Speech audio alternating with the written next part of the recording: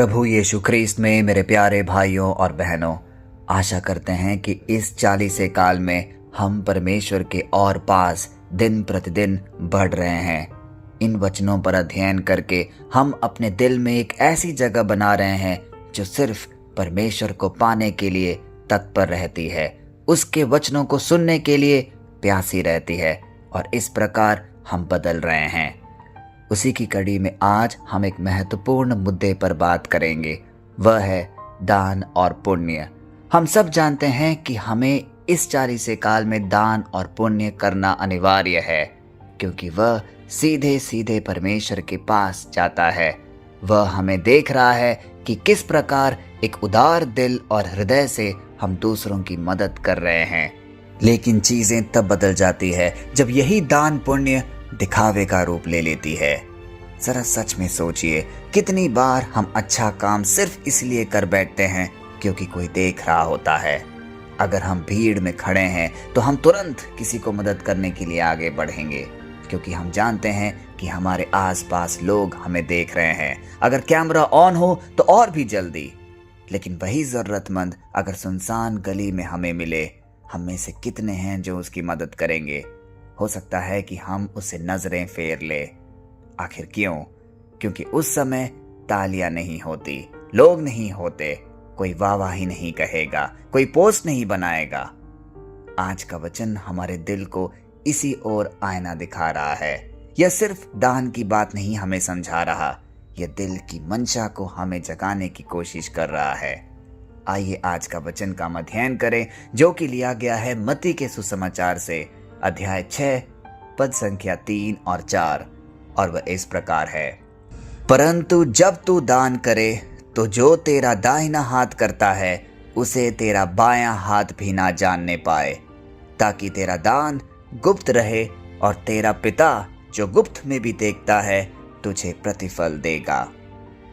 प्यारे भाई और बहनों, यदि आज हमें इस वचन को पूरे हृदय से समझना है तो हमें इसकी पृष्ठभूमि समझनी पड़ेगी।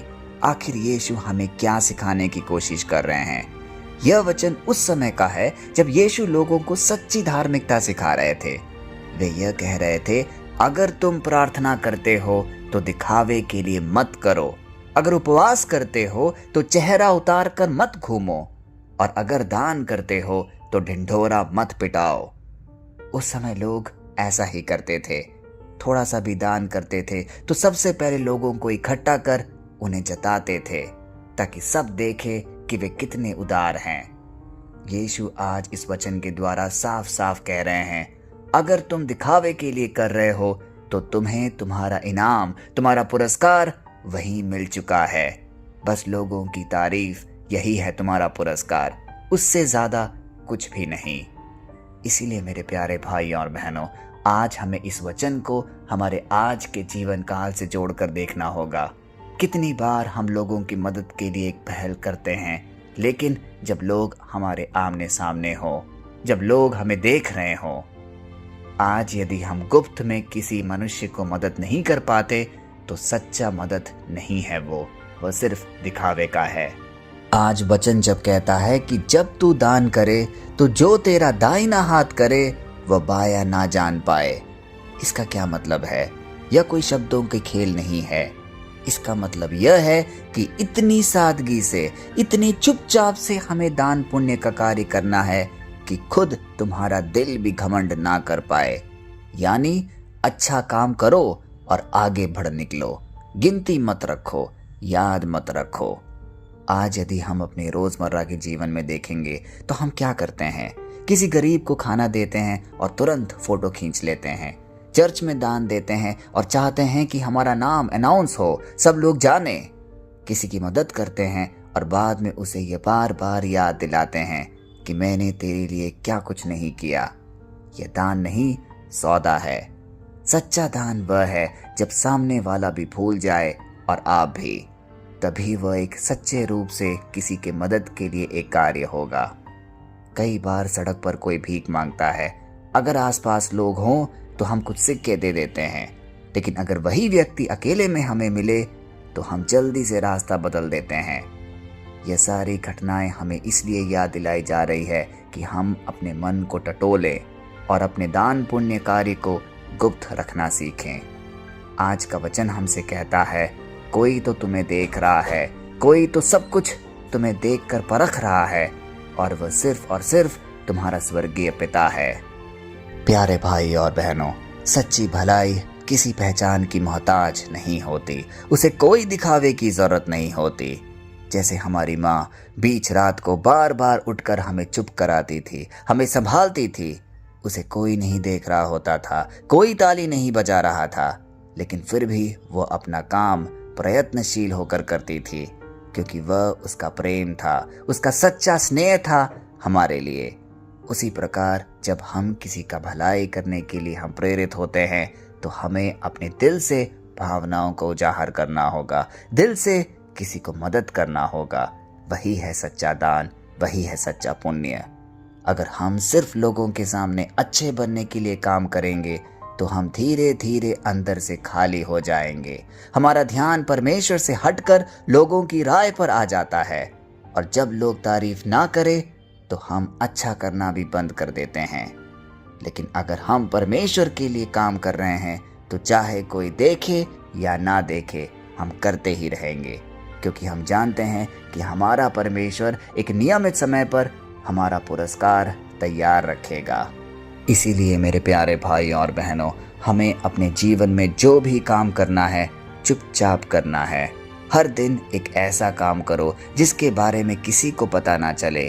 वह आपके दिल से निकला हुआ एक पुण्य हो, दिल से निकला हुआ एक दान हो।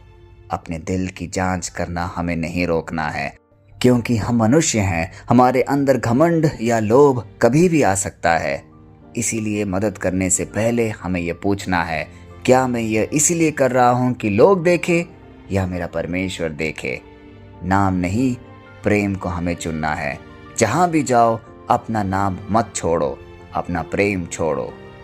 आइए इसी वचनों को अपने हृदय में संजोकर एक शक्तिशाली प्रार्थना हम अपने पिता परमेश्वर को समर्पित करें।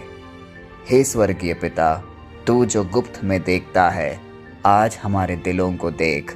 अगर हमने कभी दिखावे के लिए कोई भी दान किया है, तो आज हमें क्षमा कर। अगर हमने लोगों की तालियों के लिए भलाई की है, तो हमें आज बदल दे। हमें ऐसा दिल दे जो चुपचाप प्रेम करना सीखे, जो बिना शोर किए मदद करना सीखे, जो बिना नाम चाहे सेवा करे। हमें सिखा कि हमारी पहचान लोगों की नज़रों से नहीं, तेरी नज़रों से तय होती है। हमें नम्र बना, हमें सच्चा बना, हमें तेरे जैसा बना। यही प्रार्थना हम बड़े कृतज्ञपूर्ण हृदय से तुझे समर्पित करते हैं। यीशु के सामर्थी नाम पे ये सारे निवेदन हम रखते हैं, आमीन। प्यारे भाई और बहनों, आज इस वचन के द्वारा हम ये सवाल अपने खुद से पूछे, अगर दुनिया में कोई देखने वाला ना हो, तो क्या मैं फिर भी अच्छा काम करूँगा? अगर हमारा जवाब हाँ है, तो आपका दिल सही जगह पर है। याद रखिए, दुनिया ताली दे सकती है, परमेश्वर आशीष देता है, और जो गुप्त में किया गया प्रेम है, वही सबसे ऊंचा प्रेम है। आज से तय कर लीजिए, मैं शोर नहीं करूँगा, मैं बस चुपचाप अच्छा काम करता रहूँगा, क्योंकि मेरा पिता देख रहा है और वह मुझे पुरस्कृत करेगा। परमेश्वर की असीम कृपा, अनुकंपा और उसके प्रेम में आपको, आपके परिवारजन को, आपके हर एक निवेदन को हम रखते हैं, पिता, पुत्र और पवित्र आत्मा के नाम पर, आमीन।